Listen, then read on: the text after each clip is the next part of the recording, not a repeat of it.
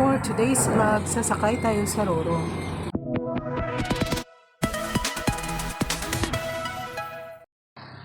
Welcome back to our channel. Today, sasakay tayo sa Roro from Dumangas going to Bacolod City.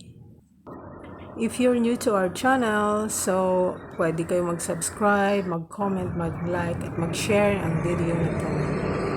So guys, daan muna kayo sa Coast Guard before yan ng gate ng Dumangas Port, okay? Siyempre, pagpasok nyo sa gate ng port, may bayad yan, o diba? Tapos, punta kayo sa bandang right, nandun yung mga booth ng mga Roro. So, sa amin, sumakay kami sa Fast Cat. Nagmotor lang kami guys kasi ang mahal pag sasakyan namin yung dadalhin sa Bacolod, mahal sa Fast Cat. So I hope hindi kayo maboring guys sa aming video. This is all about sa pagpark, paglabas ng mga trucks, mga sasakyan sa Roro. Shout out dyan sa Fast Cat, palagi kaming customer ninyo, Bakanemen. Regarding sa mga payments pala na binayaran namin using a motorcycle, ilalagay ko na lang sa description, okay?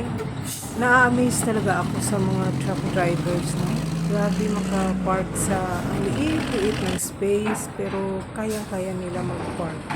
Sana Tapos imagine nyo guys ang dami-daming trucks, private cars, tricycles, motorcycles ang pwede ma-accommodate ng isang Roro.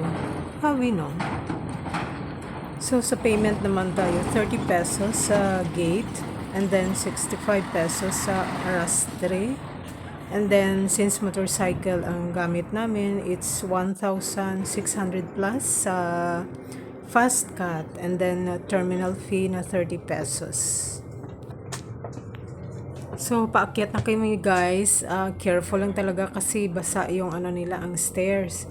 Palagi kami doon sa taas. Hindi kami nag-aircon kasi mas masarap yung hangin doon. And pag daytime, maganda yung view doon. 1 o'clock pala ang schedule ng Fast Cat na sinakyan namin. Sa babaw kami. Babaw ticket niya? Di ba naman tawa ma'am? Sige na. Sige lang, din sa babaw. Okay lang, panginangin. Kung ano karon sa ilo lang kayo maulan. Thank you.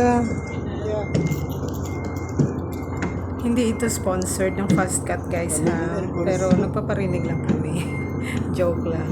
Pero sa lahat ng Roro, ito yung pinakamalinis. Mababait yung kanilang crew. Like kanina, nakita nila na kami lang dalawa sa taas. Sabi nila, pwede naman kayo dito ma'am sa aircon. Pero yung binayaran namin actually yung sa taas. Basta, super malinis tong Fast Cat compared sa ibang Roro. A little pricey lang compared sa ibang Roro. Pero worth it guys. So ito na yung mga videos na kung saan pumapasok na yung mga trucks, mga sasakyan sa loob ng Roro. Enjoy watching!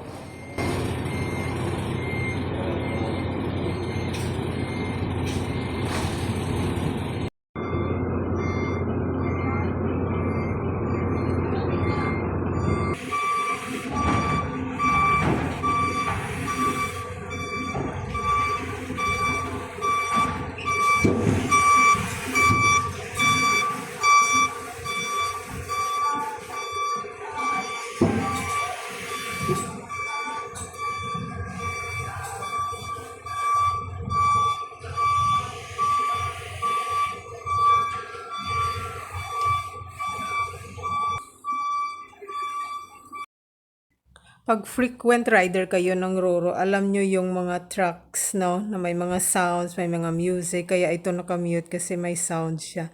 Minsan yung ayaw call, mga ganyan. Oo, mga funny. Ito guys, yung very interesting na yung katabi na Roro, tapos magdadak na siya. Tingnan nyo. Amazing talaga.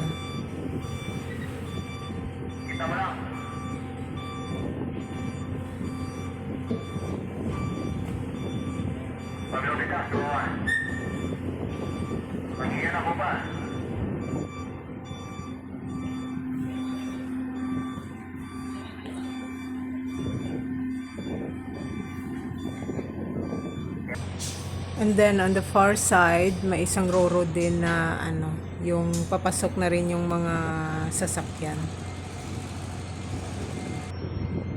Ito din guys, so tingnan nyo, mag-exit na rin yung mga sasakyan. As far as I can remember, I think nag-start ito during sa time ni President Gloria Macapagal Arroyo. Correct me if I'm wrong, ha? Bata pa kasi ako noon. Tiyan.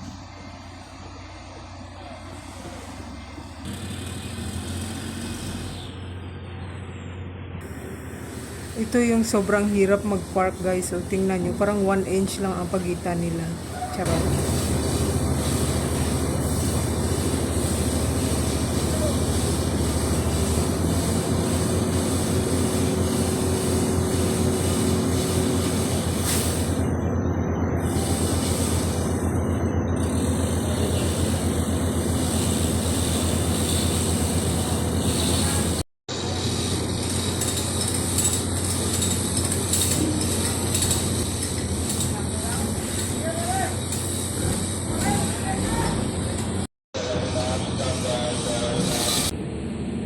Ganito lang guys ang view pag early morning ang travel. O diba? Ang ganda. Kulang na lang pala si Jack at si Rose parang sa Titanic. Ay, Simbaku.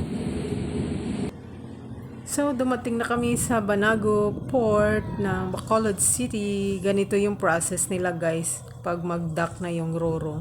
Tingnan nyo.